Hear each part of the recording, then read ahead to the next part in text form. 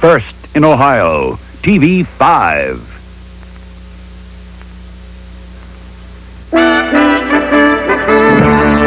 Live from Ohio's News Channel, this is TV5 Eyewitness News with Ted Henry, meteorologist Tom Tasselmeyer, sports director Nev Chandler, and the Eyewitness News team.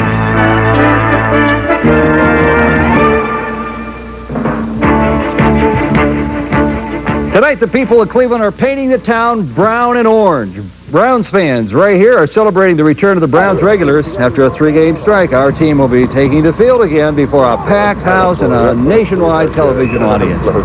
Good evening. Everyone is more than ready for the Browns and for Monday Night Football. The crew from ABC Sports has been in town since Saturday, setting up 10 cameras that will bring our game from every single angle to football fans around the country. Almost 70 people are involved in the effort at the field, televising a football game that will showcase Cleveland and the stadium and our Browns. And joining me now from the stadium, Alan DiPietro. Alan, a big night for Cleveland this evening, right? It is, Ted, and it is the first night after the end of the players' strike. That walkout, of course, taking some of the luster off of this football game with the Los Angeles Rams this evening. The Rams, of course, used to be the Cleveland Rams until 1945 when they moved west. Now, a close-to-capacity crowd of about 80,000 is expected for this nationally televised game. The Browns are favored by 6 points. In a few hours, fans who've been holding a rally over at Mall C nearby will be headed down here toward the stadium for the game. And those fans who watch the game on television from the comfort of their neighborhood bars and taverns will be warmly greeted, I'm sure, by the tavern and bar owners who've missed them the past 3 weeks. Bill Yunkin tells us about that aspect of Monday Night Football live from Cleveland. Well, Alan, a lot of Cleveland bar owners, like here at Cleveland Crate and Trucking in the Flats, are looking forward to tonight's game down at the stadium.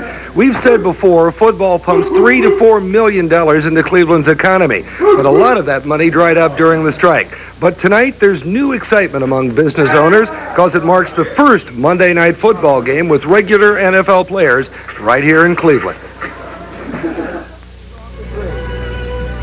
And dissolve the three. When Monday Night Football goes on the air, the cash registers at sports bars start humming. It's big business catering to the football fan, but during the NFL player strike, some places just shut down. Diane Rise, who works at the Cleveland Crate and Trucking Company, says fans just stayed away. We closed on Sundays most of the time. Monday nights we were out of here by 9 o'clock. No one wanted to watch the regular Monday night games. Cleveland Crate brings its games in by satellite and uses a 12 by 12-foot screen plus 10 smaller monitors next to the tables. Bar owner Floyd Shaker says none of that mattered during the strike. His business was down 50%. We didn't do well, so we're hoping for tonight is going to be the night. He hopes now that the players are back, the customers will follow. Now, some places were hurt more than others during the strike. Crowds were down. There wasn't the same amount of enthusiasm. Not much excitement means not much drinking.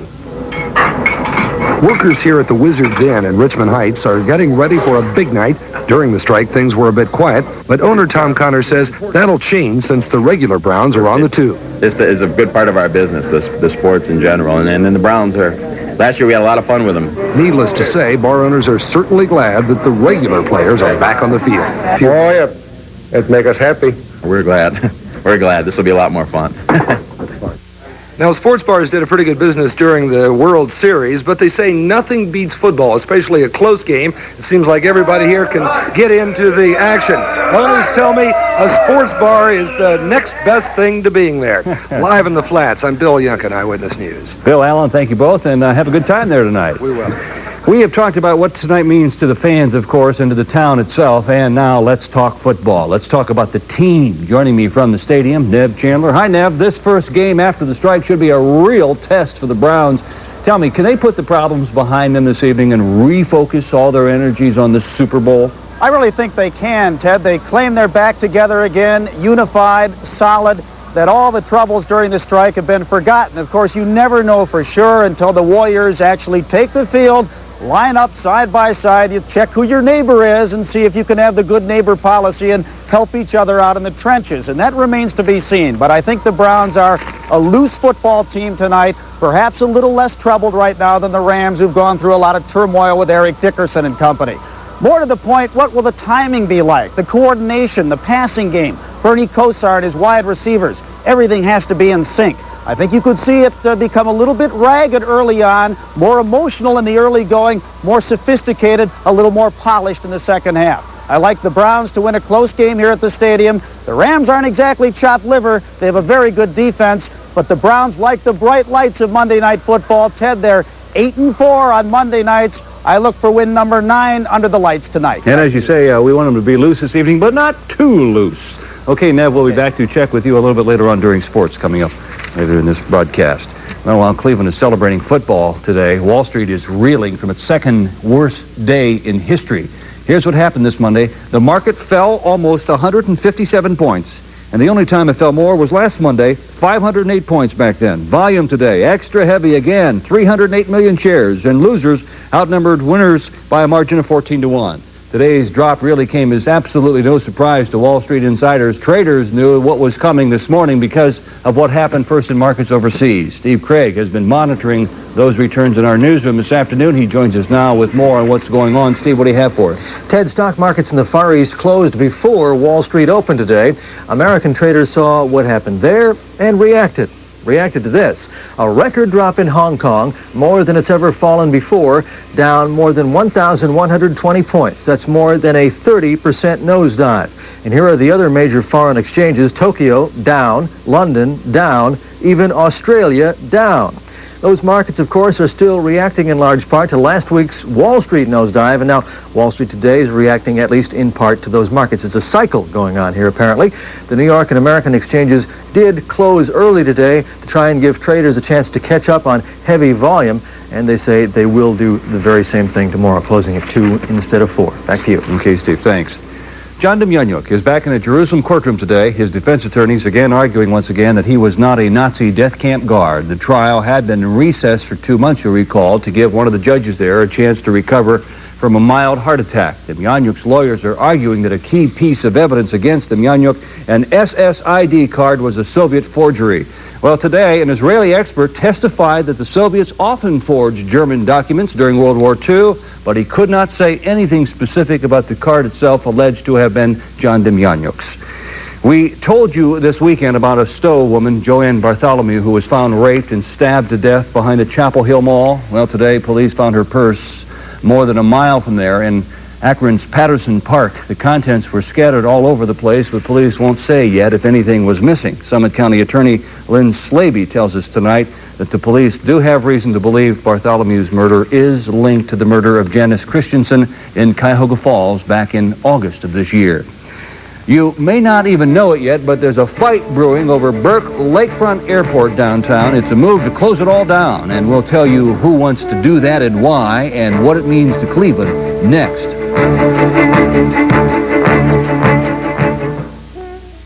Tuesday, meet the man who led the expedition to discover the Titanic. He's the hairdresser of the stars. Jose Ibert has tips for you. Plus, we'll unclog your drain and take out your stain on Tuesday. An urgent message on Issue 3. Be sure to read the official ballot language before you vote. It says Issue 3 would take away our rights by abolishing the direct election method for choosing top Ohio judges. Issue 3 will take away our right to vote. That's why major newspapers and citizen groups from all over Ohio oppose Issue 3. The Democrats are against Issue 3. The Republicans are against it. I'm an independent, and I'm against it. And I'm not going to lose my right to vote. I'm voting no on Issue 3. Now you can get a home-style dinner no matter where you roam. 'Cause as long as there's a Bob Evans, you're just a few smiles from home. Welcome to Bob Evans. You'll like our charbroiled chicken and ribs, the halibut and steak, our grated snow fib. Welcome to Bob Evans. Some of the best cooking you'll ever have. Just a few smiles from home. Cats, the #1 family musical in America. Cats, the world's most thrilling theatrical event. Cats, the magic, the mystery, the memory will live forever. Cats, the 7-time Tony Award winner, the once-in-a-lifetime experience, the most exciting family musical.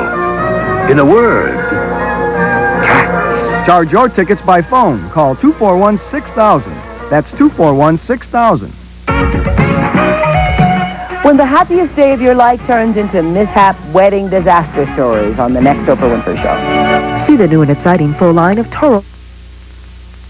For 40 years, Burke Airport has been a fixture on Cleveland's lakefront. But if a city councilman and some developers have their way soon within Burke Lakefront, would be shoved aside for office buildings and for parks. But that idea does not fly very well with some Burke backers. And they say that Northeast Ohio needs Burke. And Don Nudwell says tonight that neither side has all the facts straight on this issue. Burke Lakefront Airport is becoming a war zone, a jousting field for competing interests. On one side, those who want to close it so the area can be developed like Chicago's Lake Michigan waterfront. On the other, the people want to keep it open. Cleveland Councilman James Rokakis wants to close Burke. I think that we only have one lake, but you could put an airport in a number of places. But the executive director of the Northeast Ohio Area-Wide Coordinating Agency says a case can't be made to close Burke. Before we trash an asset that we have, I think we really need to look at it in its asset form.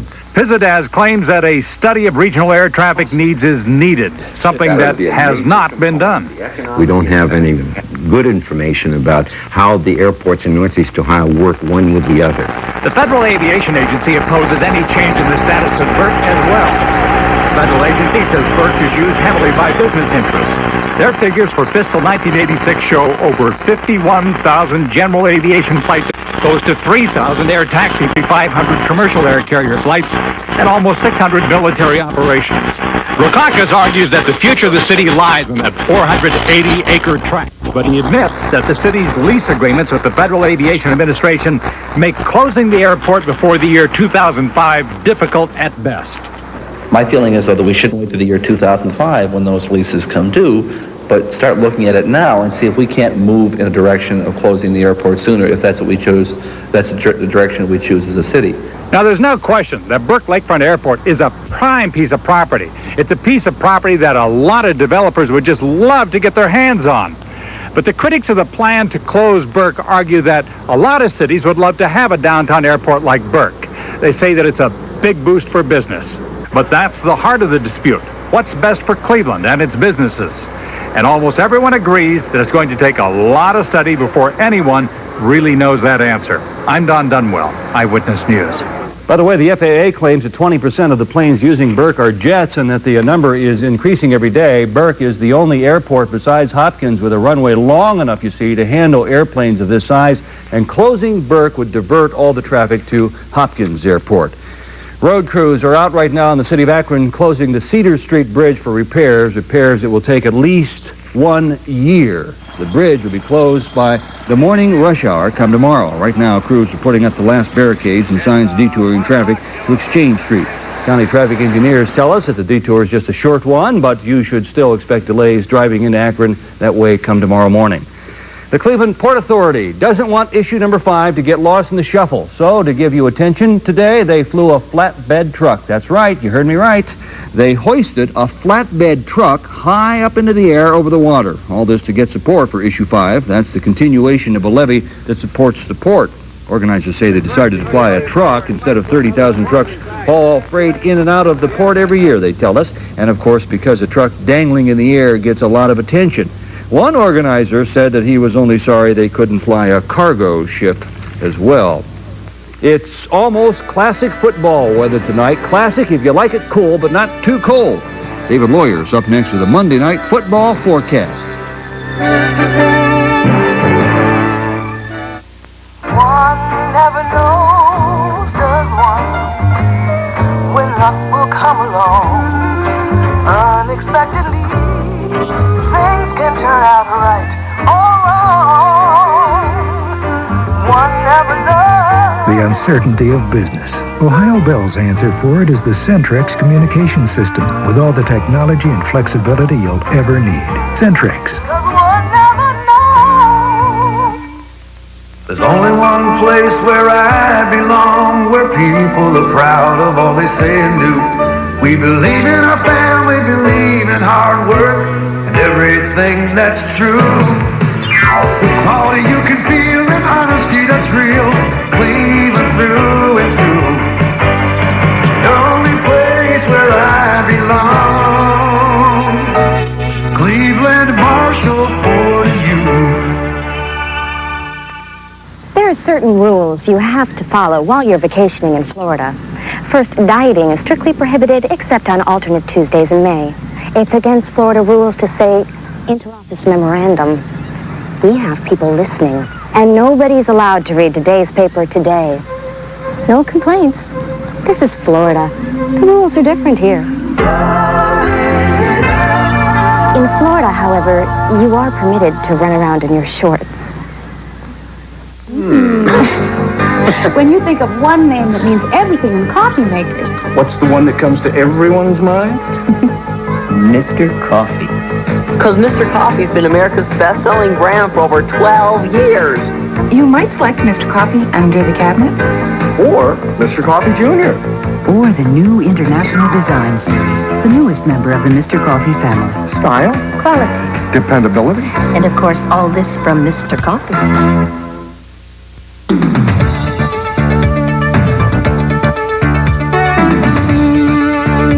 How about you? You going to the football game tonight? Well, Dave is in for Tom with the football forecast. And how should people dress this evening? Well, I suggest they dress like it would be fall. I guess that's a good way to do it. Let's go to the computer right now and show you what our weather's going to be like.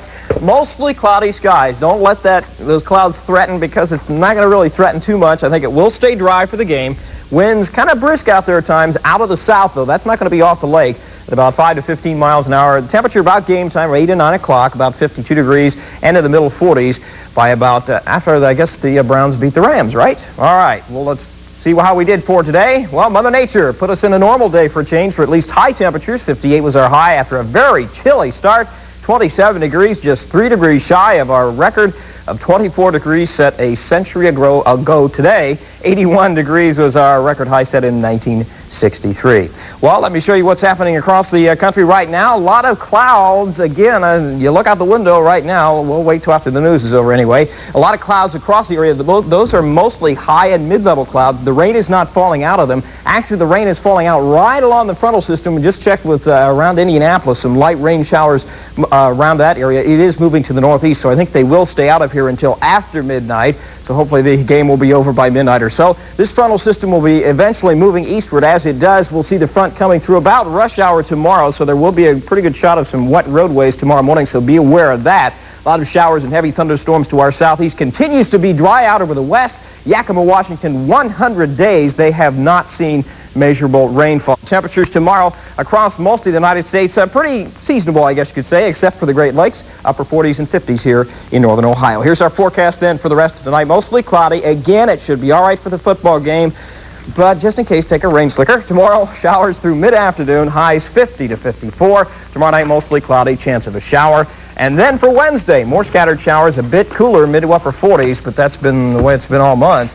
Partly cloudy and 48 on Thursday, more showers for Friday, and unfortunately for Saturday for about the 4th Saturday in a row. Sounds like Yakima then is a place to be if you like sunshine and want to get away from the clouds for a while. And dry, right. And then come back later on. Okay. Thanks, David. All right. When the game was first scheduled, many thought it could be a preview of the Super Bowl. However, the strike changed all that. We'll preview the Browns-Rams game live from the stadium coming up, and we'll also show you the wild and sometimes dangerous celebrating that followed the World Series next on Sports.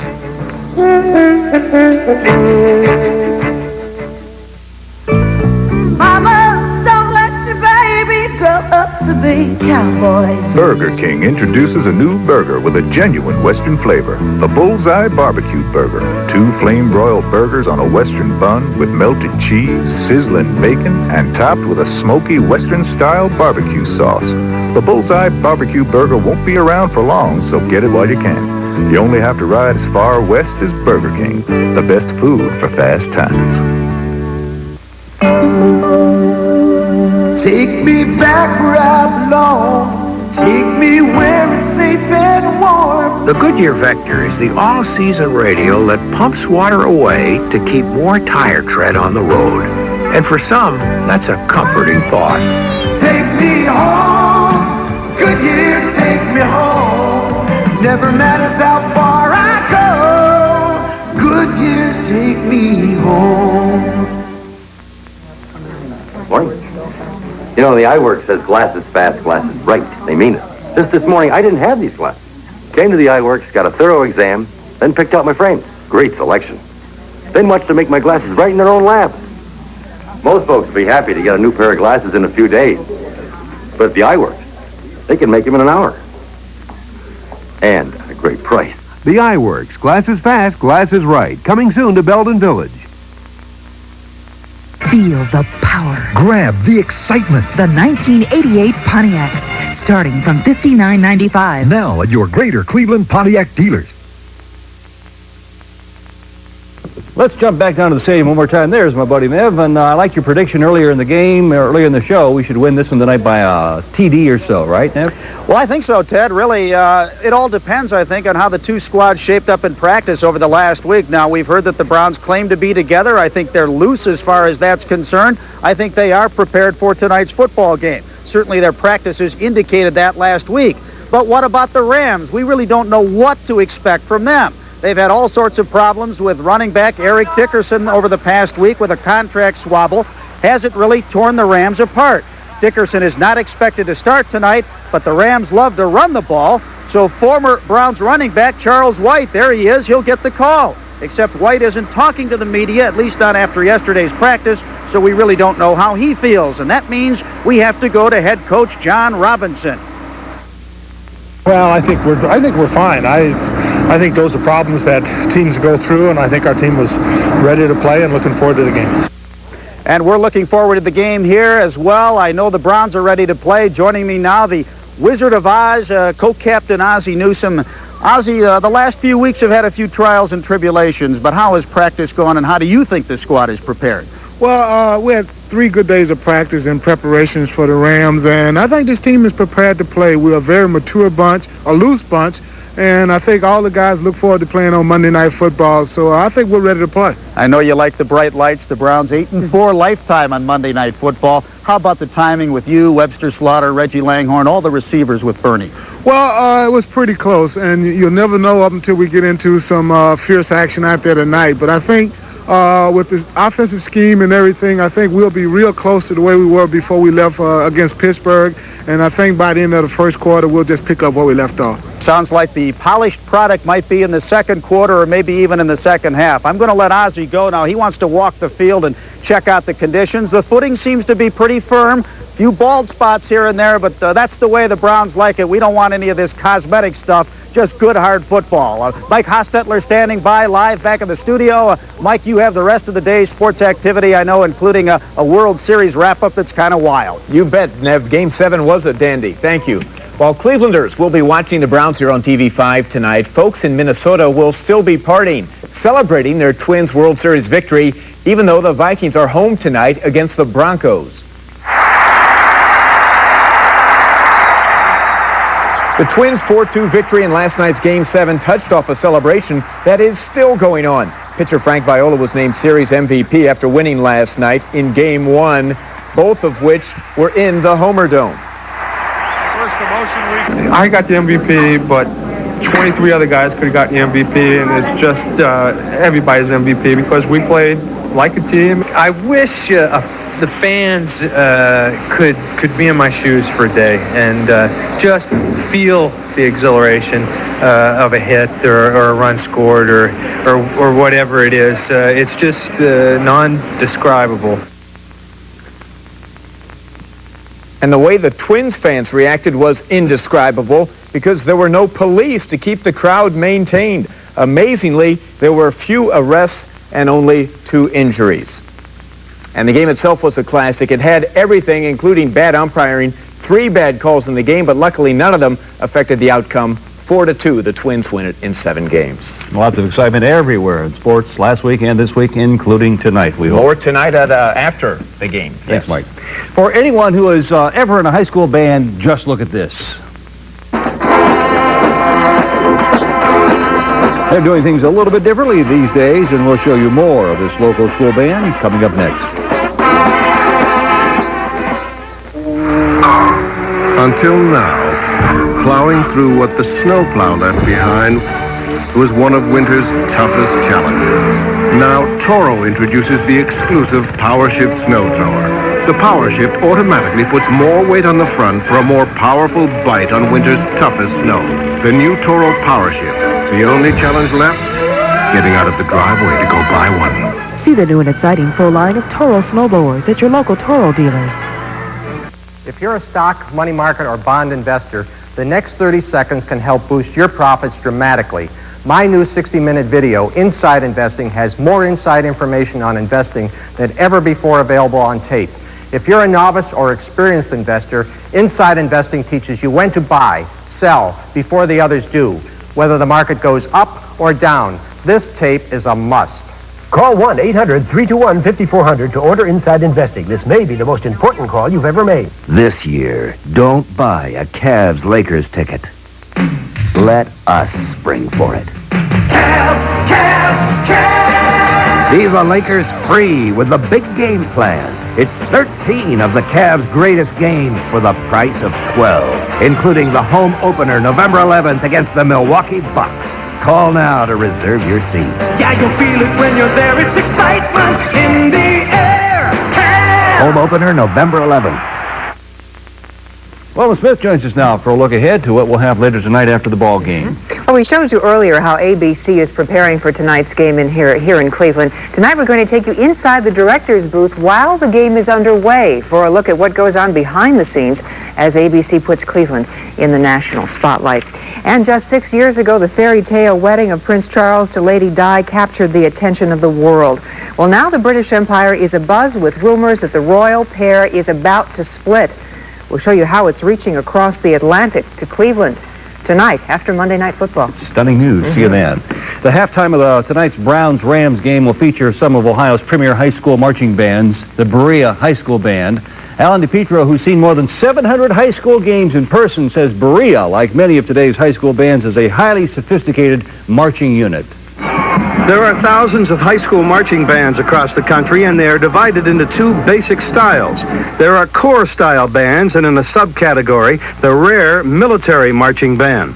On the other hand, there are the non-corps bands, also with subcategories, like show bands, Big Ten bands, and swing bands. Now, if you haven't seen a high school marching band since the 40s, 50s, or 60s, maybe you can relate to this band.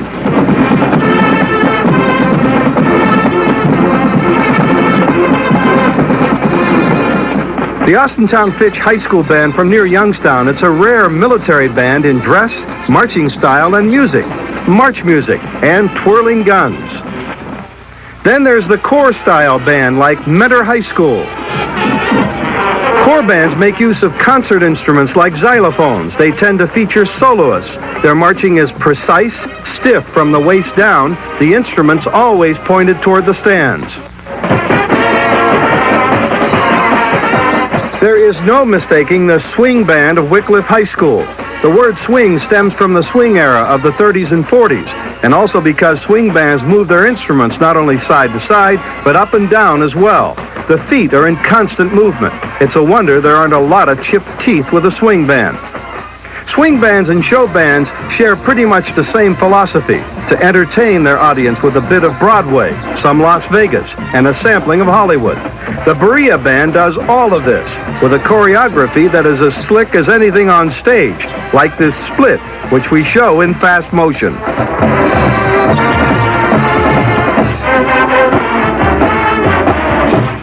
The Berea Band does exaggerated movements, sometimes resembling a sumo wrestler or even a jazzerciser.